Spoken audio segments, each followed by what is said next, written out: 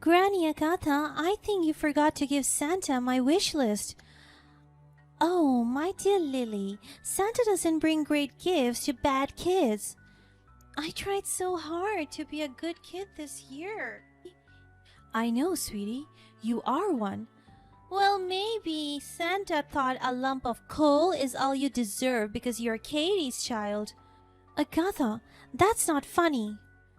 I am Katie, Lewis's wife and Lily's mother. Let me tell you about the Christmas when my mother-in-law gifted my daughter a lump of coal until she wished it was gifted to her instead. The holiday season was in full swing and our family was busy preparing to celebrate Christmas at my mother-in-law's house.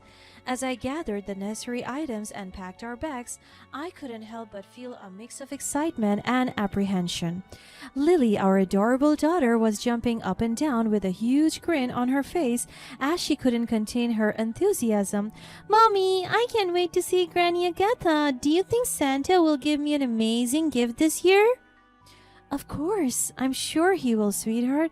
You have been such a good girl all year. Santa will surely notice all the kind and helpful things you have done. Lily's face lit up with joy, and she eagerly shared some of the things she had done to be a good kid this year.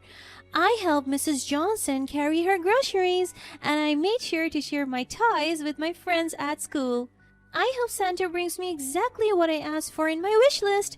I wrote dollhouse with a garden, a new set of coloring markers, a book about magical adventures, and a fluffy stuffed unicorn. Oh, that sounds like a wonderful list, Lily. Santa always tries his best to bring the gifts children wish for, so don't worry. As we continue to get ready, I turned to my husband and asked, do you think we should still get Lily a gift? Oh, no, don't worry. My mom already said that she bought presents for all her granddaughters and told us not to worry about it.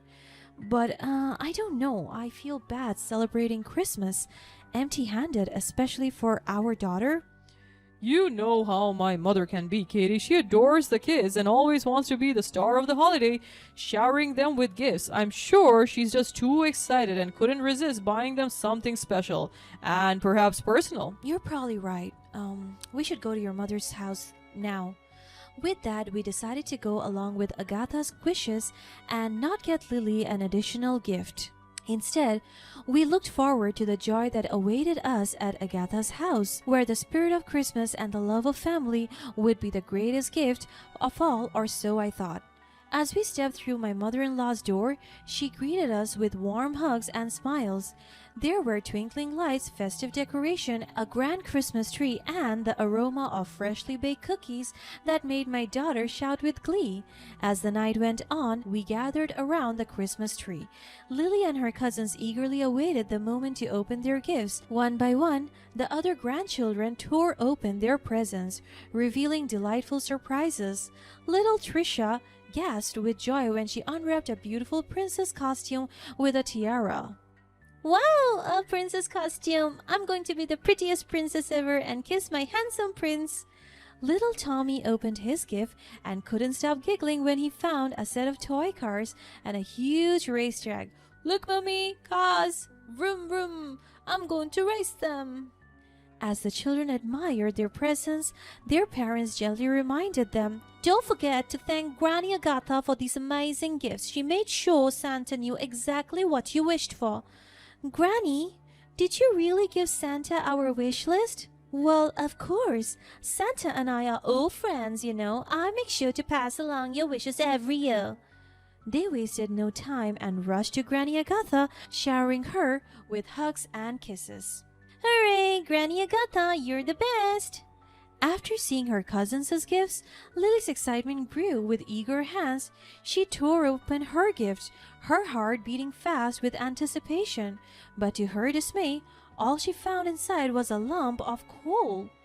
Tears welled up in Lily's eyes as she turned to her grandmother, obviously sad and disappointed. What is this? Why is mine like this? Granny, I think you forgot to give Santa my wish list. Agatha chuckled at my daughter's reaction. Oh, my dear Lily, Santa doesn't bring great gifts to bad kids. Lily ran to me and cried harder. I tried so hard to be a good kid this year. I know, sweetie. You're a good kid. I wrapped my arms around her in a reassuring hug while giving a dead stare to my mother-in-law. I knew she never liked me, but to bring my kids into this is just too low even for her. Well, maybe Santa thought a lump of coal is all you deserve because you're Katie's child. As Agatha's callous joke fell from her lips, I reprimanded her sternly. Agatha, that's not funny. Lily is just as special as her cousin, and we should treat her with love and respect. The other grandchildren, not fully grasping the impact of their words, laughed and teased Lily, unknowingly hurting her feelings. I can't believe this is how we are spending our Christmas. I didn't want it to continue any longer. So I turned to my husband and said, I am not going to tolerate this disrespect to our child, especially on Christmas. We are leaving. Louis hesitated, torn between staying with his family and supporting me. Oh, come on, can't you take a little joke? Lily's grandmother's obviously joking. I glanced back at Lily, who was trying to play with her cousin's toys, but was being pushed away. She looked more and more downcast with each rejection. Fine, you can stay, but Lily and I are leaving. I couldn't bear to see her like this, so I gently took her hand and led her outside. Leave that lump of coal behind, sweetheart. You don't need to carry it with you. But it's from Santa. Maybe if I keep it, he will see that I'm a nice kid and I'll get a better gift next year. I smiled at her resilience and decided to let her keep it as a reminder of her kindness. I knew that this experience had left a mark on her, so I decided to turn things around towards a more positive light. We went to a nearby mall so I could give Lily some gifts to make up for that disappointing gift from her grandmother. All right, my little elf, let's find some special gifts just for you. As we were about to put loads of toys in our cart, the snow started to fall heavily, causing a snowstorm. We took a peek out the window and saw how the streets were covered in a thick blanket of snow. It was clear that we wouldn't be able to go home anytime soon, but to our relief, the mall had a power generator and the stores remained open. Meanwhile, back at Agatha's place, the power outage had plunged the house into darkness. All the appliances were electric, and with the power gone, they had no means of cooking or keeping the food fresh. This is a disaster. The food is going to spoil, and there's nothing we can do. Maybe we can find some candles or something to at least have some light. What a mess! And on Christmas Day of all days? Back at the mall, Lily and I were enjoying the Christmas spirit with games and laughter. The people who were stuck inside the mall with us decided to make the most out of it and turned it into an impromptu Christmas party with games and activities for the children to enjoy. Lily's eyes lit up with excitement as she saw a group of kids gathered for a sack race. The mall staff had used large plastic bags and the children hopped around inside them, giggling and cheering each other on. The kids were so cute, wobbling their way towards the finish line. The mall staff continued to surprise everyone with a makeshift art and craft station where kids could create Christmas-themed decorations and a friendly face painting booth that transformed little ones into snowmen, reindeer, and elves. It was heartwarming to see the joy and camaraderie among the children despite being strangers only moments ago, a stark contrast to what Lily felt with her supposed family a while ago. Looks like we have stumbled upon a winter wonderland, haven't we, Lily? Yes, Mommy, this is so fun and I want to keep playing. As the snowstorm raged outside, the temperature inside Agatha's house continued to drop. The children huddled together for warmth, their little faces growing paler with each passing moment. Granny Agatha, it's so cold. The fire in the fireplace is burning out. Can't you see that the power is out? We don't have any way to heat the house. Stop whining. We're all suffering. But I'm freezing. Can't you do something, Granny Agatha? I gave the last of the coal to Lily, and there is no more wood for the fireplace. There's nothing I can do. Now keep quiet. The children's cries of discomfort and frustration echoed through the house, and Agatha's patience began to wear. Agatha rushed to find her phone, dialed my number, and anxiously waited for me to pick it up. But there must have been issues with the phone reception due to the snowstorm, so it went to voicemail. Katie, it's me, Agatha. Please come back and bring the lump of coal with you. It's getting really cold here, and I don't know what to do. I need you and Lily. I'll make it up to her, I promise. I'll buy her the biggest and most expensive toy there is. The coldness in Agatha's house seemed to intensify. The children sniffed, but they continued to shiver in the cold, with cries even louder than before. Agatha, annoyed by their persistent cries, decided to take drastic measures. In a moment of frustration, she grabbed the gifts she gave her grandchildren earlier and threw them into the fireplace, hoping to generate some heat. There! Happy now? Can you please shut up now? The children's cries only grew louder at the sight of their cherished presents going up in the flames.